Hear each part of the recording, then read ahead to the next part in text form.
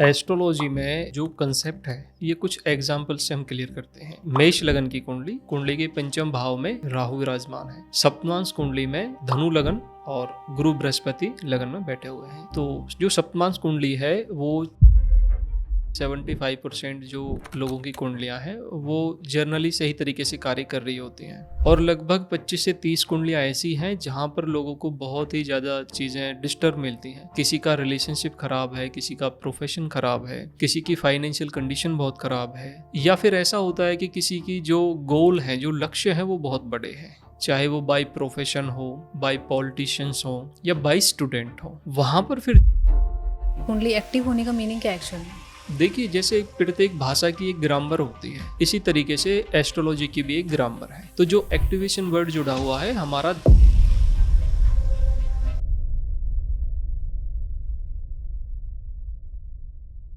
नमस्कार, बहुत बहुत स्वागत है आप सभी का हमारे इस YouTube चैनल और आज के इस पॉडकास्ट में, जहां आज हम बात करने वाले हैं एक ऐसे टॉपिक के बारे में जिसे लोग इन जनरल लाइफ में कंसिडर नहीं करते, जो कि है कि आपकी डेली लाइफ की हैबिट्स की वजह से आपकी कुंडली कितना इफेक्ट होती है।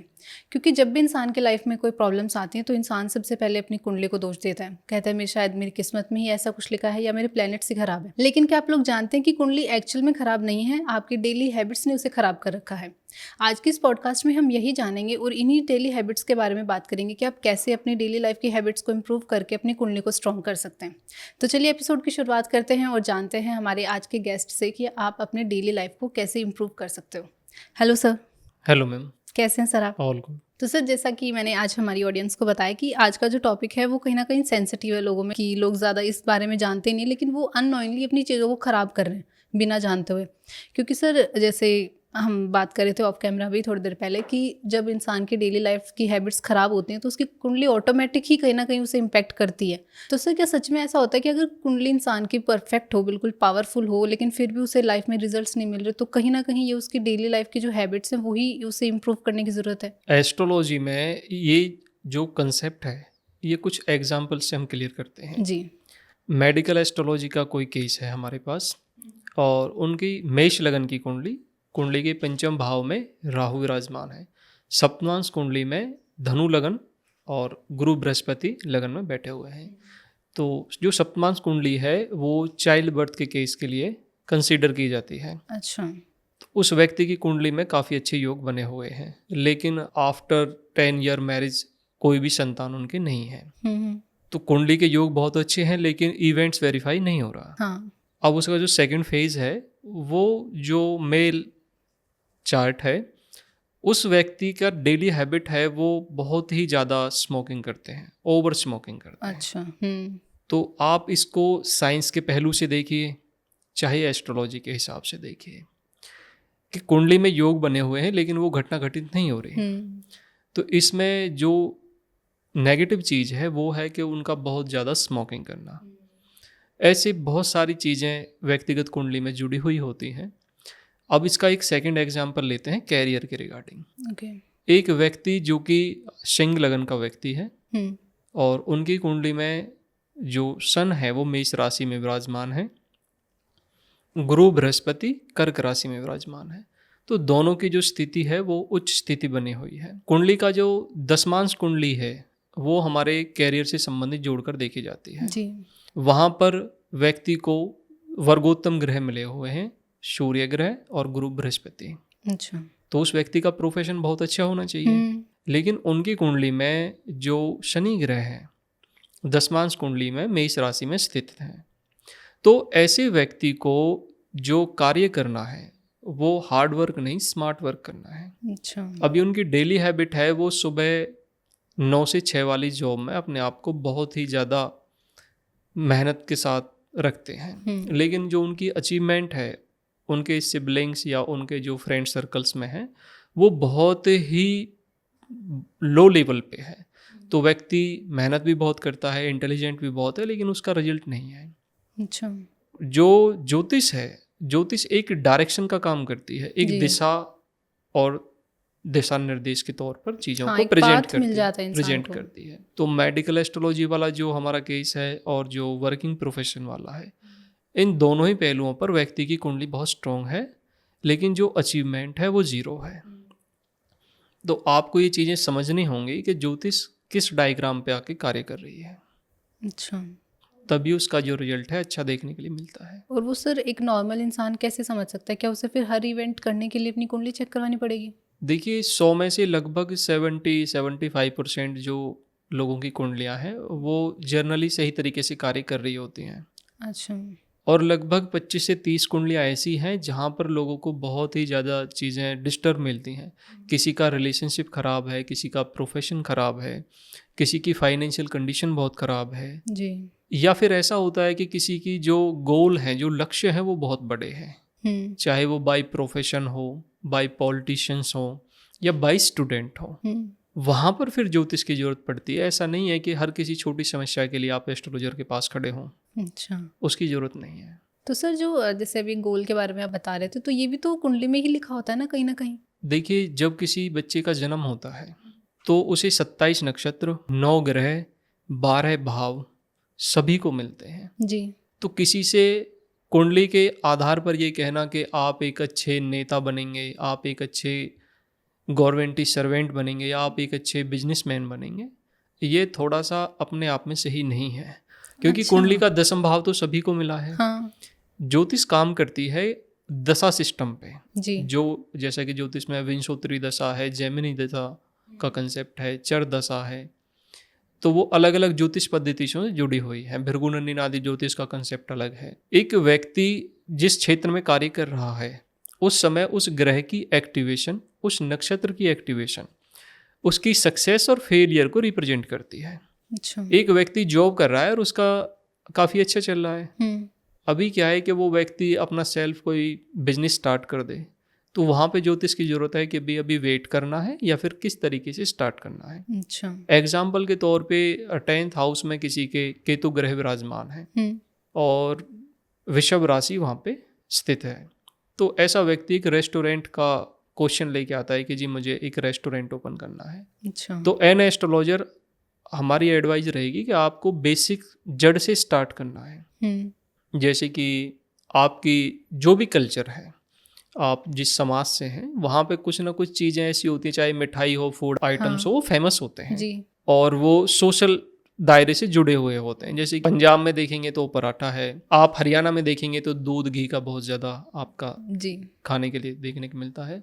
तो आपको ये चीज़ें समझनी होंगी कि जो चीज़ें बेसिक जड़ से जुड़ी हुई हैं उसमें व्यक्ति काफ़ी अच्छी अचीवमेंट प्राप्त करता है।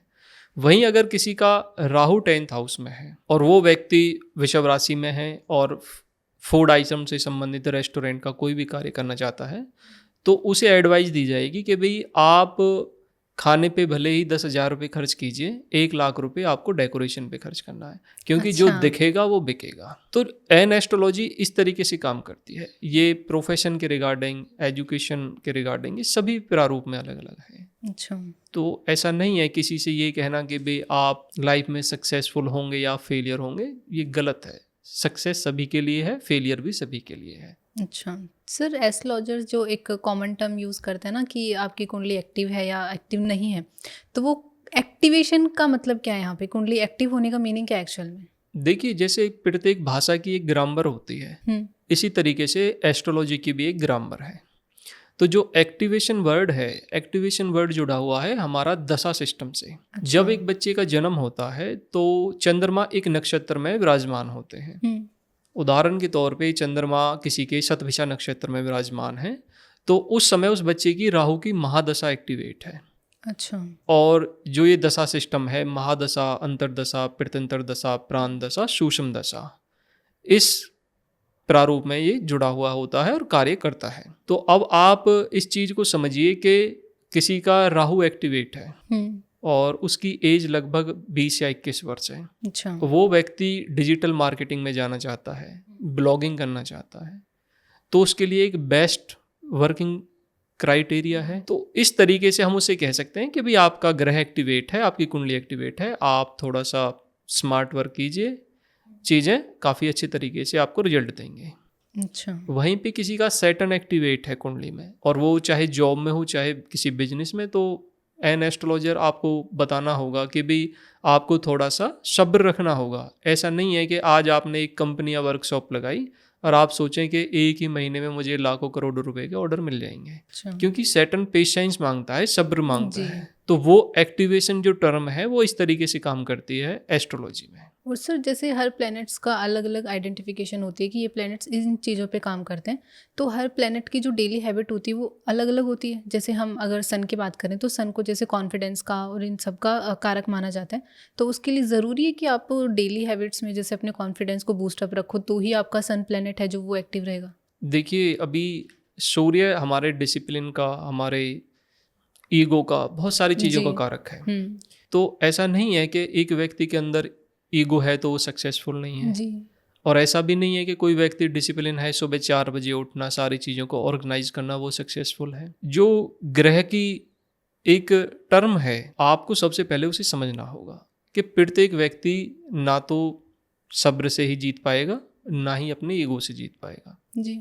आपका जो समाज है, आपका जो परिवार है, आपका जो भी दायरा है, आपके जो भाव हैं, जो विचार हैं, वो उसी के अनुसार कार्य करते हैं। अच्छा। अगर आप ऐसी कम्युनिटी में रहते हैं जैसे कि राजस्थान में राजपूत कम्युनिटी से हैं, तो एग्रेशन होना स्वाभाविक है, अच्छा। क्योंकि ज्योतिष का एक कंसेप्ट है कि पंच तत्व से व्यक्ति का निर्माण है, पंच तत्व से भूमि का निर्माण जी। है।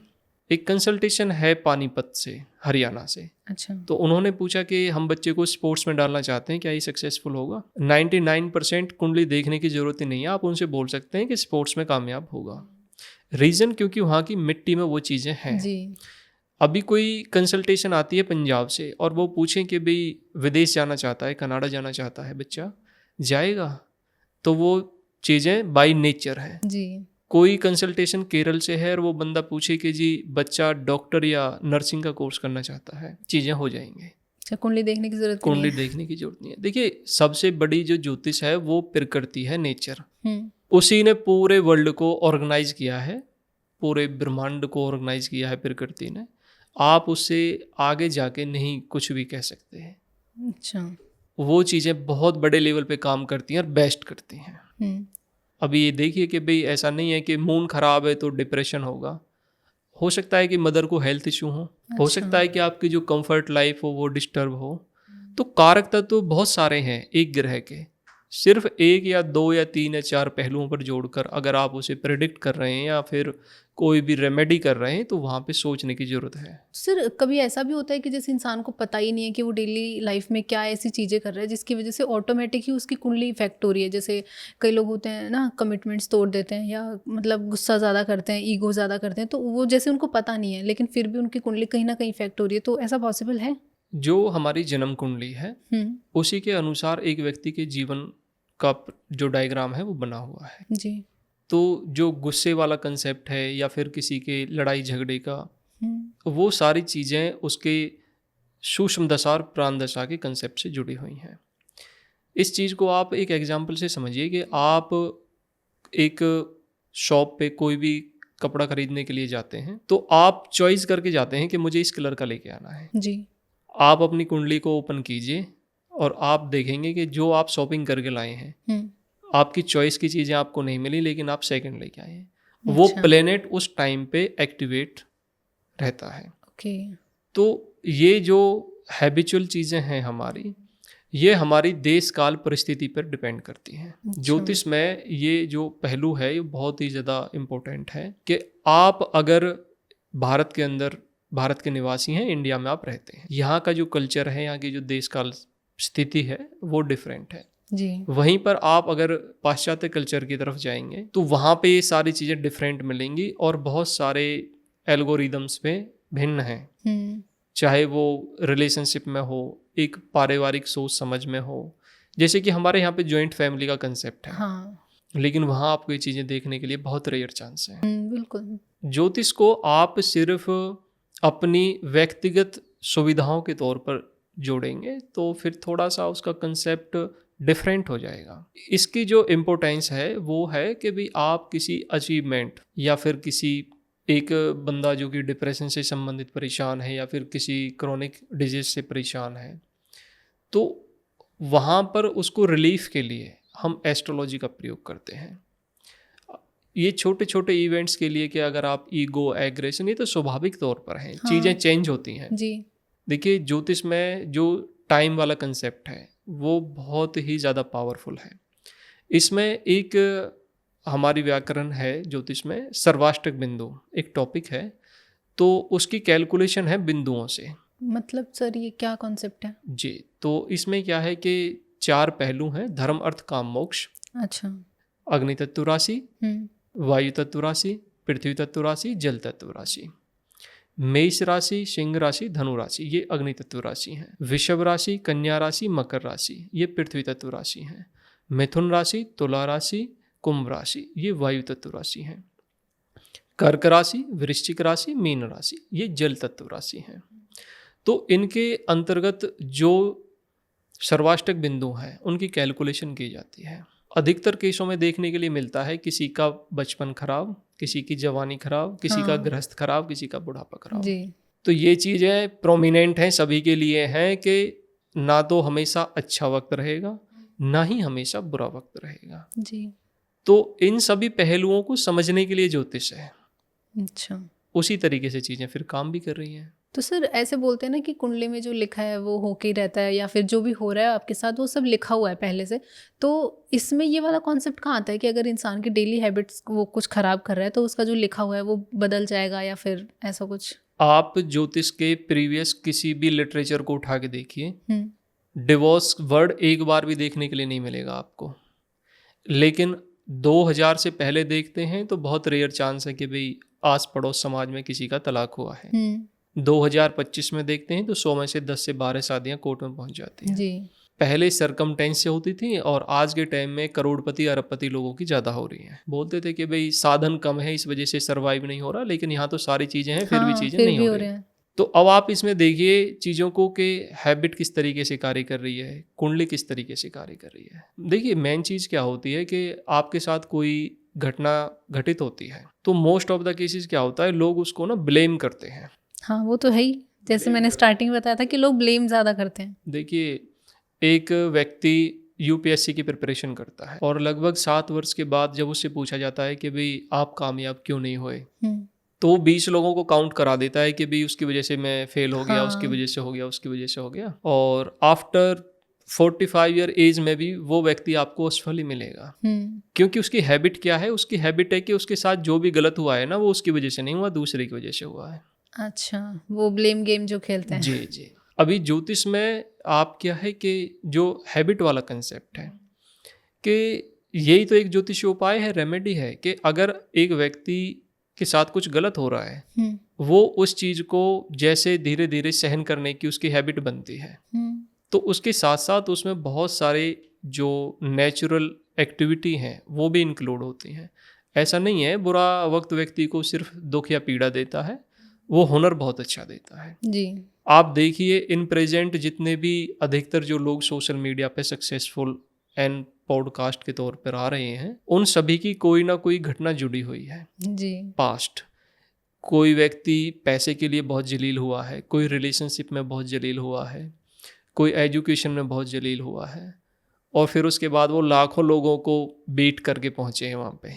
ठीक है ना। तो ज्योतिष को ज्योतिष ही रहने दिया जाए तो ज़्यादा अच्छा है, उसे मिसगाइड नहीं करना चाहिए चीज़ों में थोड़ा। सर और अगर इंसान की जैसे डेली हैबिट्स को ख़राब करने के लिए या उसकी कुंडली को डीएक्टिवेट करने के लिए उसका एनवायरनमेंट भी कहीं ना कहीं रिस्पॉन्सिबल होता है, क्योंकि जैसे अभी आप बता रहे थे इंसान जो होता है वो ब्लेम गेम ज़्यादा खेलता है, तो वो बोल देता है कि मेरे आसपास के लोग ऐसे हैं या मैं जिस जगह से आता हूँ वो जगह ऐसी है, तो ये सारी चीज़ें कहीं ना कहीं इम्पैक्ट करती हैं। जो प्रकृति है जब हम उसे ज्योतिष में कंसीडर करते हैं तो वैदिक ज्योतिष का एक नियम है कि सबसे बड़ा जो ज्योतिषीय उपाय है वो प्रकृति है। आप उससे जुड़ करके अपने आचार विचार और व्यवहार को जोड़ते हैं तो उसका रिजल्ट बहुत बड़े अच्छे लेवल पर देखने के लिए मिलता है। अच्छा। अभी ऐसा नहीं है कि जो व्यक्ति शराब के ठेके पे काम करता है या उसकी वर्कशॉप पे या काम करता है वो व्यक्ति ड्रिंक करता हो। जी बिल्कुल। तो ये बात कहनी कि भाई एक व्यक्ति एक गलत इन्वायरमेंट में है, गलत संगत में है और फिर भी गलत नहीं है। हाँ ठीक है। और अभी जैसे कि जिस इन्वायरमेंट में आप और हम रह रहे हैं, अभी जैसे कि जो ना आप कोर्ट में एक नई टर्म सुनने के लिए मिलती है, साइबर फ्रॉड। बिल्कुल। अपराध की जो परिभाषा है वो 2 डायग्राम पे काम करती है। एक होता है कि क्राइम, जी। एक व्यक्ति को किसी के घर से 10,000 रुपये की चोरी करनी है, तो डर भी है कि 10 लोग घर में हैं, पकड़े गए तो पिटाई भी अच्छी होनी है। बिल्कुल। दूसरा है सॉफ्ट क्राइम, जहाँ करने वाले को ही नहीं पता कि भाई क्राइम हुआ है। सही बात है। तो आप हैबिट को समझिए कि एक जो बच्चा है जो कि सिविल इंजीनियर है, बीटेक बीकॉम, क्योंकि नई यंग एज के बच्चे इसमें ज़्यादा थोड़ा इन्वॉल्व देखे गए हैं। अभी क्या होता है कि जो मास्टरमाइंड है वो किसी प्रोफेसर को, किसी बड़े बिजनेसमैन को साइबर के माध्यम से जो है ना चीट करता है, 10 लाख 20 लाख 5 करोड़ 10 करोड़, और फिर इसमें सैकड़ों यंग एज बच्चों को, इनोसेंट पीपल को इसमें इन्वॉल्व किया जाता है जी। उन्हें नहीं पता कि भी आप गलत कर रहे हैं, क्योंकि जो हार्डकोर वाला सिस्टम है वो तो रहा ही नहीं। उन्हें तो सिर्फ इतना है कि भाई एक अकाउंट से दूसरे अकाउंट में पेमेंट हाँ, ट्रांजेक्ट हुई है, बिल्कुल। आपको जो भी 10% 20% उसका मिलना है वो हो गया। आप देखिए कोर्ट में ऐसे सैकड़ों मैटर, हजारों मैटर आज के टाइम में है। तो यहाँ पे क्या है, जो हैबिट वाला कंसेप्ट है ना, वो प्रकृति से जुड़कर कार्य कर रहा है, और आप हर 10-20 वर्ष में इसको चेंजिंग देखिए। आप कई बार ऐसा भी आपने देखने के लिए मिला कि जब कंप्यूटर से जो पहले वाला जो सिस्टम है, तो वहाँ पे नशे वाले जो एलिमेंट्स है काफ़ी देखने के लिए मिले, और प्रकृति भी इसमें पूरा पूरा अपना योगदान रखती है। हर 10-15 साल में कोई ना कोई इवेंट्स मिसहैप के तौर पर इस तरीके से होता है, चाहे वो अभी लेटेस्ट में जो हमारी महामारी रही है उसका इम्पैक्ट देखिए आप, काफ़ी बड़े लेवल पर लोग एक्सपायर भी हुए और बहुत सारी चीज़ें सामाजिक तौर पर डिस्टर्ब हुई हैं। इससे पहले आप केदारनाथ त्रासदी को देखिए, और मतलब हर 15-20 साल में कोई ना कोई ऐसी बड़े लेवल पे इवेंट्स होते हैं जहां प्रकृति अपने आप को प्रेजेंट करती है कि इंसान उसके सामने कुछ भी नहीं सही है। बात है। अपनी हैबिट्स के तौर पे हमारा जो बहुत बड़ा इम्पैक्ट है वो हमारे समाज से जुड़ करके कार्य करता है। आज बच्चों में जो बहुत सारी डिजीज के कारण है वो उनकी फूड हैबिट है। हाँ, बिल्कुल। आज देखिए बच्चों को खाना, रोटी खानी पसंद नहीं है, उन्हें मोमोज और बर्गर वगैरह पसंद है। तो अब इसमें आप एस्ट्रोलॉजी को, एस्ट्रोलॉजर को ब्लेम नहीं कर सकते, क्योंकि जिस तरीके से बच्चे बीमार हो रहे हैं या लोगों में इतनी सारी बीमारियां बढ़ रही हैं वो उनके फूड सिस्टम की वजह से है जी। तो हैबिट तो बहुत इम्पोर्टेंट है, ज्योतिष के माध्यम से भी और इंडिविजुअल व्यक्तिगत तौर पे भी वो कार्य करती है। तो सर, जैसे अभी आपने हेल्थ के बारे में बात करी, तो जैसे किसी की कुंडली में हेल्थ एकदम परफेक्ट लिखी हुई है, लेकिन जैसे आजकल के जो बच्चे हैं वो उस चीज़ को फॉलो नहीं कर रहे, जैसे उनकी जो हैबिट्स हैं वो ख़राब हो चुके हैं, तो क्या ऐसा पॉसिबल है? मतलब आई थिंक होगा ही ये तो पॉसिबल, लेकिन सर जैसे अगर कुंडली में लिखा हुआ है कि उसकी हेल्थ बहुत अच्छी रहने वाली है, लेकिन वो अपनी हैबिट से उसको ख़राब कर रहा है, तो ऐसा पॉसिबल है कि वो लिखा हुआ जो है वो चेंज हो जाएगा? ज्योतिष में योग का एक कंसेप्ट होता है, तो योग 2 प्रकार से हैं। 27 योग हैं जो कि फिक्स हैं। विश्वकुंभ योग, प्रीति योग, सौभाग्य योग, आयुष्मान योग, शुभ योग, शुक्ल योग, ब्रह्म योग, वैदिति योग, घृति योग। तो ये पंचांग के योग हैं, 27 फिक्स हैं। इससे अलग योग का जो सेकंड कंसेप्ट है वो हमारा ग्रहों की कंजंक्शन युति और भाव की युति से बनता है। तो जो आपका क्वेश्चन है बच्चे की कुंडली में मतलब कि फिट रहने का जो योग लिखा हुआ है, तो ज्योतिष में एक बहुत अच्छा योग है पर्वत योग। अच्छा। अब वो कार्य किस तरीके से करता है कि जब कुंडली में पर्वत योग का निर्माण है तो वो व्यक्ति आपको ये बता देगा, अच्छा 6 वर्ष हो गए मुझे अभी बुखार नहीं हुआ। अच्छा। तो कुंडली उस तरीके से कार्य करती भी है। लेकिन अभी जैसे कि हम देखते हैं ना कि छोटे छोटे बच्चों को जो ये क्रिटिकल बीमारियां हो रही हैं जी, उनकी तो फूड हैबिट भी खराब नहीं है। तो वहाँ पे फिर चीज़ें इन्वायरमेंटल परेशान कर रही हैं कि जो आपका इन्वायरमेंट है, चाहे वायु पॉल्यूशन हो, जल प्रदूषण हो, वो भी तो बहुत बड़े लेवल पे इम्पैक्ट कर रहा है जी। कुंडली में। वो कंसेप्ट भी काम करता है कि भी ये योग लिखा हुआ है, पर्वत योग है, ये सारी चीज़ें होंगी, लेकिन वहाँ पे फिर वही मेन चीज़ इम्पोर्टेंट है कि भी जो दशा सिस्टम है, क्योंकि कुछ समय के लिए होगा, हो सकता है कि भी वीनस के साथ बना हुआ है तो 20 वर्ष फिट रहे। कई बार ऐसा होता है कि 2 ग्रहों की युति बनी हुई है, गुरु बृहस्पति साथ हैं तो 16 वर्ष और अच्छे मिल गए। तो वो उसकी कंजंक्शन के ऊपर बात है कि भाई कई बार ऐसा है कि भाई लाइफ की 60-70 वर्ष अच्छे कॉम्बिनेशन में मिले हुए हैं। तो सर इसे हम किस्मत भी तो बोल सकते हैं ना उस इंसान की? जी, देखिए वो तो डेस्टिनी, वो तो चीज़ें वो तो एक्सेप्ट करनी पड़ेंगी ना। जन्म कुंडली में जब हम किसी की date of birth, time, place of birth को जब अलाइन करते हैं, तो जो षोडश वर्ग कुंडलियों का कंसेप्ट है, 16 कुंडलियाँ हैं हमारी, उसी के अनुसार तो हम उसकी जो इवेंट्स हैं उसको वेरीफाई करते हैं। अच्छा।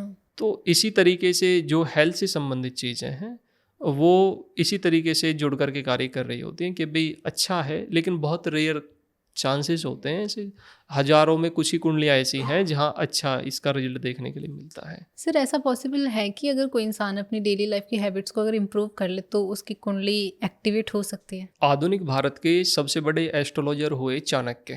हम्म, तक्षशिला विश्वविद्यालय जो कि उस समय हमारे एशिया का सबसे बड़ा गुरुकुल है, जी। और वहाँ पर सैकड़ों की संख्या में राजकुमार हैं जो कि शिक्षा ग्रहण कर रहे हैं।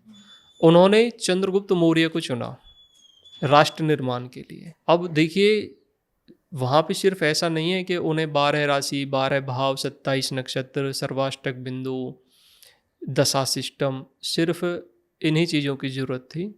वो काफ़ी अच्छे दार्शनिक, उन्हें राजनीति की बहुत अच्छी समझ थी, उन्हें अर्थशास्त्र की बहुत अच्छी समझ थी। मतलब कि जितने भी पहलू एक समाज के लिए हैं, एक राष्ट्र के जरूरी लिए थे, हैं, वो सब उन्हें आते सभी थे। चीज़ की ज़रूरत थी। और चंद्रगुप्त मौर्य की जो डेट ऑफ बर्थ थी वो इस तरीके से अलाइन नहीं थी कि भाई वो इतना बड़ा लक्ष्य हासिल कर पाएगा। अच्छा। क्योंकि जनरली आप देखिए ना, जब किसी बच्चे का जन्म एक महाराजा, एक राजा के घर में हो रहा है तो वहाँ तो कॉम्बिनेशन बाई बर्थ अच्छे मिल रहे हैं, जी। लेकिन एक व्यक्ति जो उस लेवल का नहीं है फिर भी आप उससे इतनी डिजायर रख रहे हैं, इतनी इच्छाएं जोड़ रहे हैं। तो एक कंसेप्ट में उन्होंने कहा कि भाई इस व्यक्ति ने अपने सेल्फ एफर्ट से चीज़ों को हासिल किया है। तो जन्म कुंडली में जब हम किसी व्यक्ति की सफलता या असफलता को काउंट करते हैं तो उसके साथ साथ हमें उसके संघर्ष को भी देखना पड़ता है। अच्छा। आप इस चीज़ को देखिए कि कोई भी पॉलिटिशियंस कोई बहुत बड़ी अचीवमेंट पे अगर आज है तो उसने अपनी लाइफ में बहुत सारे सेटबैक, बहुत सारी परेशानियां भी फेस की हुई हैं। सर ऐसा भी पॉसिबल है कि अगर कोई इंसान डिसिप्लिन से अपनी लाइफ को जीना स्टार्ट कर दे, लाइक वो जल्दी उठना या अपने काम को टाइम पर करना, तो इनसे भी उसकी लाइफ या उसकी जो कुंडली है वो एक्टिवेट हो सकती है या उसकी लाइफ एक अलाइनमेंट में जा सकती है? ये तो सभी के लिए बेस्ट है कि अगर आप अपने व्यक्तिगत जीवन को एक सही अलाइनमेंट के तौर पे जीते हैं तो उसका जो रिजल्ट है वो व्यक्तिगत तौर पे अच्छा देखने के लिए मिलता है। अब एक बच्चा है जो कि किसी एग्ज़ाम की प्रिपरेशन कर रहा है, अगर वो मॉर्निंग में सुबह 5 बजे भी उठ के पढ़ाई स्टार्ट करता है, वहीं दूसरा व्यक्ति जो कि सुबह 9 बजे उठ रहा है, तो 4 घंटे का डिफरेंस तो उसके बीच में है ही। बिल्कुल। यही चीज़ें हमारी वर्क प्रोफेशन में भी हैं। काफ़ी बड़े सक्सेसफुल बिजनेसमैन हैं जो कि आज भी अपने कार्य को स्वयं करते हैं, इंडिया में भी बाहर भी। हाँ। और काफ़ी सारे लोग ऐसे हैं जो कि राहु डोमेन क्षेत्र वाले हैं कि किसी तरीके से एक बार वो करोड़पति बन जाते हैं और फिर उसके बाद उनकी अचीवमेंट छिन जाती है। अच्छा। क्योंकि एक तो ईगो, दूसरा उनका जो बॉडी रूटीन है, जो हैबिट्स है वो ख़त्म हो जाती हैं। अधिकतर एक मारवाड़ी टर्म है कि भाई मतलब रईस होना बड़ी बात नहीं है, रईस बन के रहना बहुत बड़ी बात है। उस चीज़ को मेंटेन करना ज़्यादा ये बड़ी सारी बात है। चीज़ें हमारी हैबिट्स से ही जुड़ी हुई हैं। अच्छा। आप देखिए कि जितने भी मतलब जो ये सक्सेसफुल लोग हैं जो काउंट किए जाते हैं वो आज भी इन चीज़ों को बहुत ज़्यादा फॉलो करते हैं। उनका उठना, उनका खाना, उनकी जो संगत है, फ्रेंड सर्कल है, चाहे बिजनेस सर्कल है, वो सभी चीज़ों को काफ़ी अच्छे तरीके से मेंटेन करते हैं। जी। तो जब इतना सक्सेसफुल व्यक्ति उसे यूज कर रहा है तो हम एक कॉमन पीपल होके करेंगे तो उसका बेनिफिट ही मिलेगा हमें। बिल्कुल सर, वो कहते हैं ना कि सर गरीब आदमी अपनी आदतों से गरीब होता है। वही वाली बात है। नहीं, वो चीज़ें हैं। आप देखिए ये तो बहुत बड़े लेवल पे देखने के लिए चीज़ें मिलती हैं कि एक लेबर क्लास का व्यक्ति है, उसने 10,000 रुपये का किसी कार्य को करने का ठेका लिया। जैसे कि एग्जांपल लेते हैं भाई, ये जो डेंटिंग पेंटिंग करते हैं इनका रूरल एरिया में ये चीज़ें ज़्यादा देखने को मिलेंगी आपको। तो 10,000 रुपये 4-5 दिन में उन्होंने कमाए और 6 दिन में ही ख़त्म है वो, 5 दिन के साथ वो 6ठे दिन ख़त्म है जी। आप देखिए उनके अपने मकान में आपको काम नहीं मिलेगा, नहीं मिलेगी। सही बात है। वहीं पे एक दूसरा व्यक्ति है जो कि 20,000 रुपये की जॉब कर रहा है, उसे पता है 12,000 रुपये मेरे घर के ये सारे एक्सपेंडिचर हैं, 2,000 रुपये का उसने SIP की हुई है, 2,000 रुपये की उसकी सेविंग है और 2,000 रुपये उसने अपने बच्चों के लिए अलग से इन्वेस्ट किए हुए हैं। और लाइफ के एक पैरामीटर पे आके वो अपने आप को सक्सेसफुल भी प्रेजेंट कर पाता है क्योंकि ज़रूरतों के हिसाब से उसने सारी चीज़ें बैलेंस की हुई हैं। तो हैबिट्स तो बहुत ज़्यादा इम्पोर्टेंट है, वो एस्ट्रोलॉजिकल भी इम्पोर्टेंट है और वो पर्सनल जो हमारी डेली लाइफ है उसके लिए भी बहुत ज़्यादा ज़रूरी है। बिल्कुल सर। सर, कोई ऐसा एग्जाम्पल या कोई ऐसा एक्सपीरियंस जो आपने किया हो या आपने किसी को देखा हो कि उसने अपनी लाइफ में इन डेली हैबिट्स को इम्प्रूव करके बहुत अच्छा अचीवमेंट हासिल किया हो अपनी लाइफ में? देखिए, जो अचीवमेंट वर्ड है वो थोड़ा सा ऑड है अपने आप में एस्ट्रोलॉजी में, लेकिन इसका मेडिकल एस्ट्रोलॉजी में हम सबसे ज़्यादा प्रयोग करते हैं। अच्छा। जब एक व्यक्ति बहुत लंबे समय से बीमार है तो उसमें दो चीज़ें बहुत अच्छे तरीके से कार्य कर रही होती हैं। एक तो व्यक्ति की जन्म कुंडली, जी। दूसरा उसकी हैबिट्स। अच्छा। तो सबसे पहले अब एग्जाम्पल के तौर पे हम किसी पेशेंट की जब डेट ऑफ बर्थ को एनालाइज करते हैं तो हमें समझना होता है कि भी इसे एलोपैथी मेडिसिन सूट करेंगी, होम्योपैथी करेंगी, यूनानी करेंगी, आयुर्वेदिक करेंगे या झाड़ फूंक से काम होगा। फिर सेकेंडरी चीज़ क्या होती है कि भी सामने वाले से पूछा जाता है कि भी आपका जो इन्वायरमेंट है या फूड हैबिट सिस्टम है वो क्या है। अच्छा। तो कुंडली के हिसाब से देखना पड़ता है जी, राहु को बैलेंस करना है तो बंदे को मॉर्निंग में आप नारियल पानी पिलाइए। इसी के साथ साथ अगर वीनस को आपको अलाइन करना है तो आप बोलिए भाई खाना खाने से 20-30 मिनट पहले आप सलाद को, खीरा वगैरह इस तरीके से यूज करना स्टार्ट कीजिए। जुपिटर को बैलेंस करना है तो आप बोलिए कि भाई आप जो ना पर डे पपीता जरूर खाइए। अच्छा। तो आप जो है ना इसे डेली हैबिट्स के तौर पे मेडिकल एस्ट्रोलॉजी के कंसेप्ट में बहुत अच्छे रिजल्ट के तौर पर देखते हैं। अच्छा। चाइल्ड बर्थ इशू में भी यही सारी चीज़ें देखने के लिए मिलती हैं। वहाँ पे भी सबसे पहले सहम बिंदु का कंसेप्ट है। आप देखिए 17 से 23 महीने में अगर सहम बिंदु एक्टिवेट है तो वो इवेंट्स फलित होगा। सहम बिंदु सर? टोटल 60 सहम बिंदु होते हैं हमारे जन्म, मृत्यु, व्यापार, शिक्षा, वो चाइल्ड बर्थ, मैरिज, वो सभी उससे जुड़े हुए जो होते भी हैं। हमारी लाइफ में हमारे साथ चलता है उन सब का। देखिए, जैसे आपने एक वर्ड यूज किया डेस्टिनी, तो किस्मत को हम उस तरीके से यूज करते हैं, लेकिन उसकी परिभाषाएं हमारे इन्वायरमेंट के हिसाब से चेंज होती हैं। जैसे कि अगर आप हिंदू समाज से हैं तो शादी एक बार होनी है, लेकिन कुछ अलग समाज हैं जहाँ पे 2 शादी 3, 4, 5 भी हो रही हैं। तो सहम बिंदु का कंसेप्ट इस तरीके से है कि किसी बच्चे का 21 वर्ष की शादी का सहम बिंदु एक्टिवेट है। हो सकता है वो ना करे, सामने वाले का जवाब हो कि जी मैं तो अभी एजुकेशन में हूँ या कामयाब होने के बाद करूँगा। इसके जो दुष्परिणाम है वो कई बार इस तरीके से होते हैं कि सहम बिंदु एक्टिवेट हो रहा है 36 वर्ष में। अच्छा, इतने साल बाद में? 14-15 वर्ष के बाद। तो फिर उसे समाज का, परिवार का बहुत ही बड़े लेवल पर जो है ना एक नेगेटिव इम्पैक्ट फेस करना पड़ता है। उसे लगता है कि सारी कमी तेरे ही अंदर है जी। लेकिन मेन रीज़न कुछ और ही होता है जो कि एस्ट्रोलॉजी कुंडली के तौर पे जो ना उसके एनालिसिस से कंप्लीट होती है।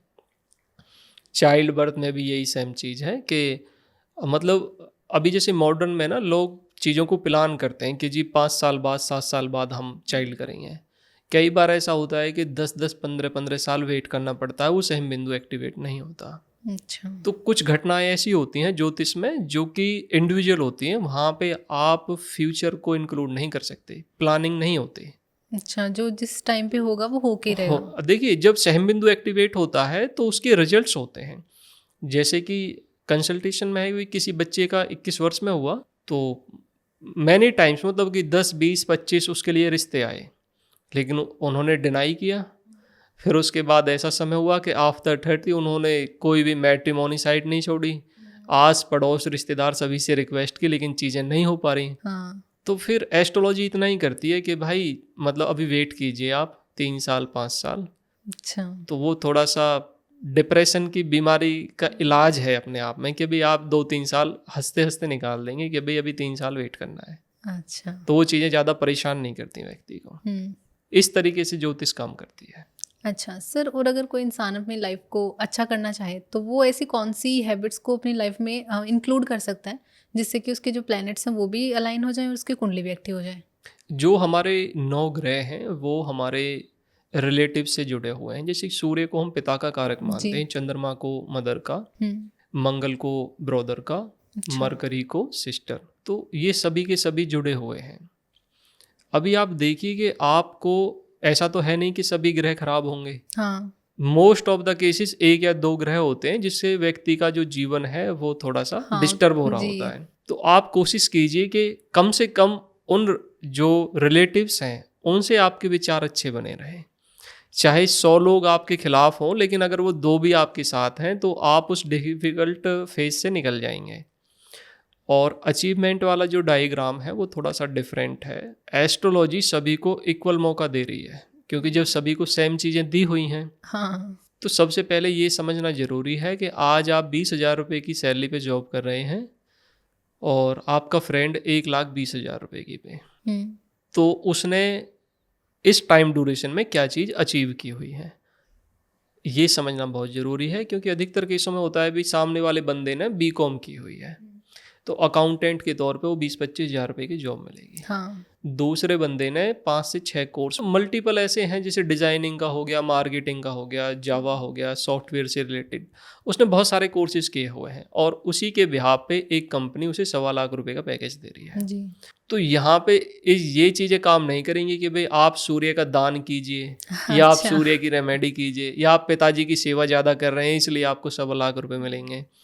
वो जो अचीवमेंट वाली चीज़ है वो हमारी हार्ड वर्क और स्मार्ट वर्क से जुड़ी हुई है सभी अच्छा। के लिए। तो इन सब चीज़ों का कोई शॉर्टकट नहीं है कुंडली में? नहीं, देखिए ये जो है ना, ये तो नेचर है, प्रकृति है। आप देखिए कि अभी जैसे एक हमारा क्वेश्चन था सर्वाष्टक बिंदु वाले कंसेप्ट में, तो कुंडली के जिस राशि और जिस भाव में सबसे कम बिंदु होंगे, अच्छा। सभी के में होते हैं, कई बार 1 या 2 भाव या 3 भाव में भी होते हैं, अच्छा। तो वो व्यक्ति ना आपको सबसे ज़्यादा दुश्मन दिखाई देता है। कई बार देखिए कंसल्टेशन में क्या होता है ना, सामने वाले मतलब फीमेल्स का क्वेश्चन है कि भाई मैं घर का सारा कार्य करती हूँ लेकिन मेरी सास ना उसमें 4 कमियां निकाल के चली जाती है और इसी वजह से हम हस्बैंड और वाइफ में बहुत झगड़ा होता है जी। और कई बार तो मतलब डिवोर्स तक की हमारी कंडीशन हो चुकी है, भाई नहीं रहना साथ में। तो जब उनकी कुंडली उन्हें एनालाइज करके बताई तो बताया ये चीज़ें प्रारब्ध से मिली हुई हैं। ये अच्छा। पूरी जिंदगी आपके बारे में अच्छा नहीं बोलेंगे। आपके पास सिर्फ एक ही ज्योतिष उपाय है, लेट गो, जाने दो। ये अच्छा। चाहे कुछ भी कहें, आपको सिर्फ इनकी ही नहीं सुननी, आपकी लाइफ काफ़ी अच्छी चलेगी। तो अब आप ये चीज़ें समझिए कि कुछ चीज़ें पॉजिटिव मिलेंगी, कुछ चीज़ें नेगेटिव मिलेंगी। तो जो पॉजिटिव चीज़ें हैं उन चीज़ों को आप अनहेंस कीजिए, बढ़ाइए। जो चीज़ें नेगेटिव हैं आप उनको नज़रअंदाज कीजिए, तो जो व्यक्ति के जीवन है वो काफ़ी सरल हो जाएगा उससे। अच्छा। डेली रूटीन हैबिट्स जो ये सारी चीज़ें हैं, कई बार ये ग्रह नक्षत्र से जुड़कर कार्य करती हैं, कई बार ये हमारे सोच विचार के अनुरूप कार्य कर रही होती हैं। अभी लास्ट टाइम एक प्रोफेशनल कंसल्टेशन हमारी रही, तो वहाँ एक व्यक्ति ने एक रेस्टोरेंट ओपन किया लगभग 50-60 लाख रुपए का लोन लेके, और 8-10 महीने में वो सारी चीज़ें फ्लॉप भी हो गई। पूरा पारिवारिक सिस्टम उनका ख़राब हो चुका था। तो इसमें मेन प्रॉब्लम क्या थी कि उनकी वर्किंग तो थी नहीं कभी भी फूड से संबंधित, और उन्होंने इन्फ्लुएंस होके किसी से वो सारी चीज़ें की थी। सर जैसे अभी आपने बोला था कि दान पुण्य ये सब करने से ऐसा कुछ नहीं होता, डेली हैबिट्स को ही इम्प्रूव करना पड़ता है, तो फिर ये जो दान पुण्य वाला जो कॉन्सेप्ट है इससे कुंडली एक्टिवेट नहीं होती? जब एक एस्ट्रोलॉजर आपसे कहता है कि आपको इतने समय इंतजार करना है इस घटना के घटित होने के लिए, और वो समय लंबा हो 2 साल 3 साल 5 साल, उसके अनुरूप ज्योतिष उपाय दिए जाते हैं। जो हमारा अग्नि तत्व राशियों का डायग्राम है वहाँ पे हम बोलते हैं कि आपको हवन कराने हैं। अच्छा। जो पृथ्वी तत्व से जुड़ी हुई रेमेडी है वहाँ पे बोलते हैं कि भाई आपको जाप कराने हैं। जो वायु तत्व से जुड़े हुई ज्योतिष उपाय हैं वहाँ पे मंत्र कार्य करते हैं। अच्छा। जो जल तत्व से जुड़ी हुई राशियों के उपाय हैं वहाँ पे जो डोनेशन है, दान है, वो डिफरेंट होती है कुंडली चार्ट के अनुसार। किसी को गौशाला में दान करना है, किसी को किसी टेम्पल में, किसी को अनाथ आश्रम में दान करना है, किसी को वृद्धाश्रम में करना है। अच्छा। किसी को जहाँ पे जो बीमार लोगों की सेवा है हॉस्पिटल वगैरह में डोनेशन करनी है, वो सभी का डिफरेंट होता है। अच्छा, ये चीज़ें पर्सन टू पर्सन वेरी करती हैं? जी। ऐसा क्यों सर? देखिए, जैसा कि पंचांग कभी रिपीट नहीं होता, जैसे व्यक्ति की कुंडली, जैसे उसकी समस्या है, ऐसा ही उसका सॉल्यूशन। अच्छा। अभी मेजर प्रॉब्लम ज्योतिष में सिर्फ यही है कि अभी सोशल मीडिया प्लेटफॉर्म पे एक बंदा बोले कि जी आप गाय को आलू खिलाइए, पैसा ही पैसा आएगा और आप करोड़पति बन जाएंगे। हाँ। तो लोगों को ये सुनना बहुत पसंद है। खिलाइए गाय को आलू, आप करोड़पति बनिए, ऐसा नहीं है। वो इंडिविजुअल कार्य कर रही हैं, ऐसा नहीं है वो चीज़ें कार्य नहीं करती, वो करती हैं लेकिन इंडिविजुअल करती हैं। आप सभी पे अप्लाई कर देते हैं, बस वहीं पे थोड़ा सा ज्योतिष पे एक एक अंगुली चिन्ह उड़ लग जाती जाता है, है। बिल्कुल जी सही बात है।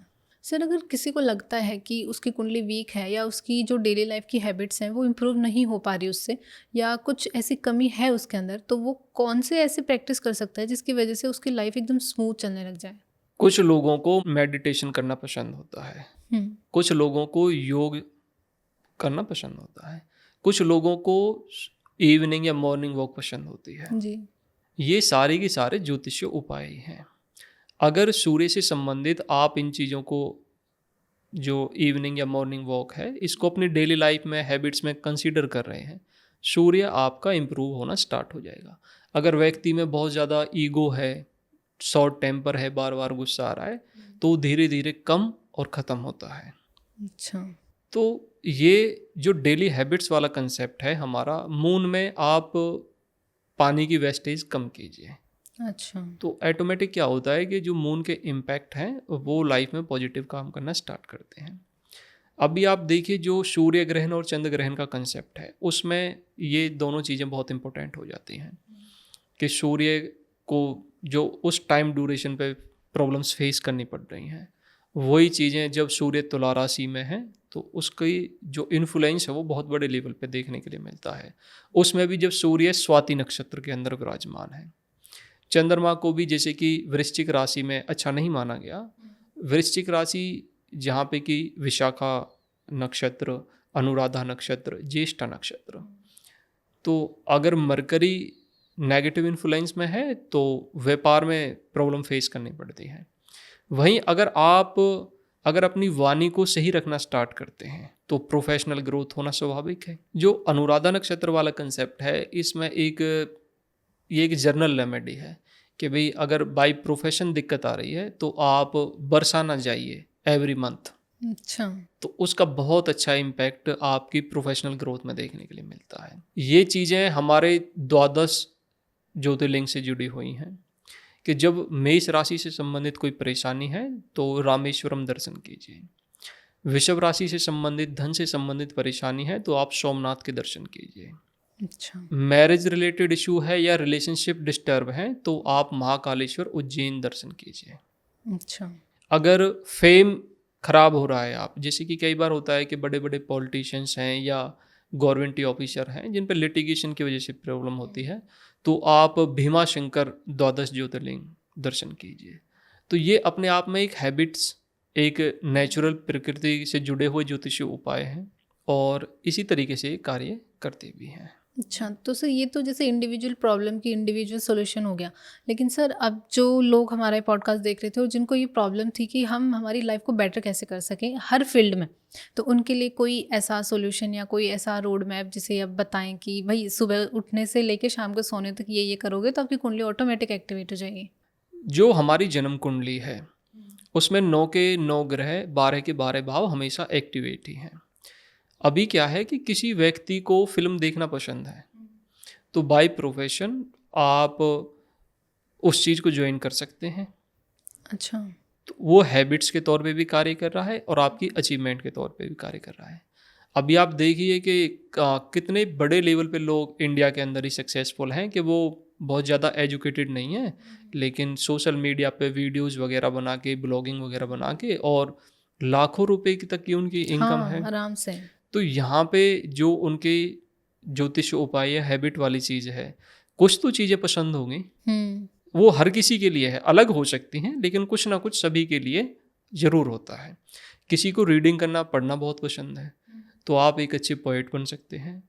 ज्योतिष उपाय में सिर्फ इतना है कि आप मरकरी को सही रखिए, अपनी वाणी को अलाइन करके रखिए। अच्छा। दूसरा जो ज्योतिषीय कंसेप्ट हमारा किसी भी डोनेशन, दान धर्म का है, ग्रामीण एरिया में ये चीज़ें ज़्यादा देखने के लिए मिलती हैं। लोग गायों को रोटी देना, स्ट्रीट डॉग को फूड देना, ये बहुत ही जनरल सिंबॉलिक चीज़ें हैं, करते हैं। उसमें किसी एस्ट्रोलॉजर की एडवाइस की ज़रूरत नहीं पड़ती। हाँ।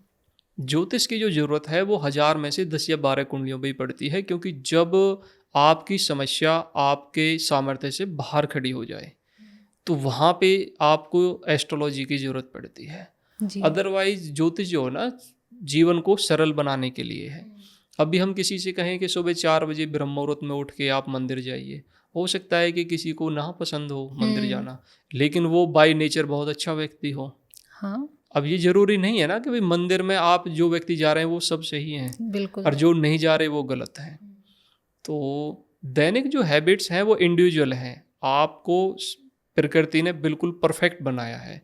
सिर्फ इतना ही है कि जिस पहलू पे आप परेशान हैं आपको सिर्फ उसी को सही करने की ज़रूरत है। जी। जो रिलेशनशिप से रिलेटेड जो कंसल्टेशंस होती हैं वहाँ पे अधिकतर चीज़ें देखी जाती हैं कि उनकी जो हाई डिज़ायर है, पड़ोसी ने गाड़ी ले ली, हमारे पास तो स्कूटरी है, तो आप सबसे पहले ये समझिए कि जो 10-20 लाख रुपए आज आप कर्ज करेंगे, लोन लेंगे, वो आपके परिवार को डिस्टर्ब कर सकता है।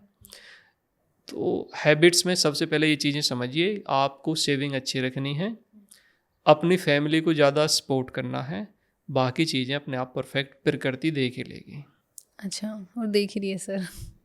Thank you so much sir, बहुत मज़ा आया आपके साथ आज बात करने में। डेली लाइफ की जो भी हमारी प्रॉब्लम्स होती हैं उनको किस तरीके से हम ठीक करके हमारी कुंडली को एक्टिवेट कर सकते हैं। जैसे कि हमने स्टार्टिंग में बात की थी, एक मुद्दा था जो बहुत ज़रूरी था एक्चुअली लोगों के बीच में लेके आना, क्योंकि लोगों को ना एक्चुअली पता नहीं है, वो अननोइंगली अपनी चीज़ों को ख़राब कर लेते हैं। तो ये पॉडकास्ट आई थिंक उन लोगों को बहुत हेल्पफुल करेगा। So thank you so much sir again. Thank you. I hope आप लोगों को भी आज का ये पॉडकास्ट पसंद आया होगा, तो इसे लाइक शेयर सब्सक्राइब ज़रूर करें और कमेंट करके बताएं कि आप लोगों को नेक्स्ट पॉडकास्ट या नेक्स्ट टॉपिक पे आपको किस पे बात करनी है। हम ज़रूर उस टॉपिक पे बात करेंगे सर के साथ। Thank you for watching guys.